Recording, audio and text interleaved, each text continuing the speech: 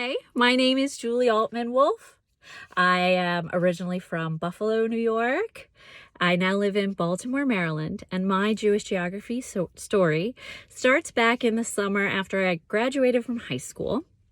I was at a concert with some friends, and I bumped into an old friend of one of my brothers who was a current student at Ohio State University. And when I bumped into her, she pulled out a license and handed it to me and said, "This is one of my sorority sisters, a much older sorority sister who looks exactly like you, Julie. And I have been holding on to this ID for ages, just waiting to run into you at some point. And now here you are, and you're about to go to college, and I'd love to give you this ID as your fake ID for college, because this is a person who just looks exactly like you." So I was grateful to take it as I'm about to go to college, and I didn't mind the fact that the ID made me about 26 years old. Okay, fine. And happily went on my way. I used that ID for years, and it worked 90% of the time, despite my elderly age on the ID, and continued on with life.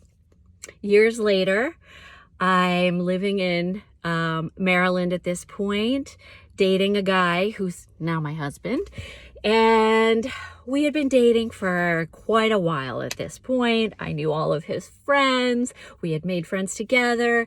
And one day I am sitting in the kitchen of one of our close friends, and I'm listening to this friend talk to his sister on the phone. Now, I've known this friend for a few years at this point. I knew his name was Brian. I knew his last name was Weisberg. I knew he was from Ohio. But these were all random bits of information that I'd gathered throughout our time of hanging out. But in this moment, I'm sitting in his kitchen listening to him talk to his sister, who he keeps calling Lisa. And all at once, it hits me. Lisa Weisberg. Lisa Weisberg from Cleveland, Ohio. And I look at my friend Brian as he's talking to his twin sister, and I say, "Lisa Weisberg, 25051 Woodside Lane, Beechwood, Ohio, 44122.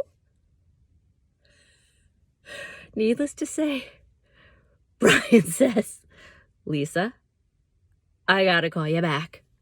Hangs up the phone, and there we have it.